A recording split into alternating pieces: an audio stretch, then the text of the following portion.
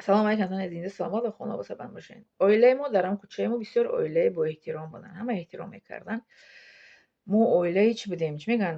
نمونه‌ای بودیم oilai ما. پدری من کاری هم مرا بود میکرد، مادری منم کاری هم مرا بود میکرد. مادری من دوزنده هم محله بود، با دوزنده هم محله بود. هم لباسای مردانه زنانه را پاره کرده میداد، گیجوی دوخته میداد.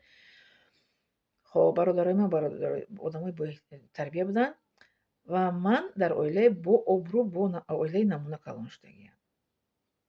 فهمیدین؟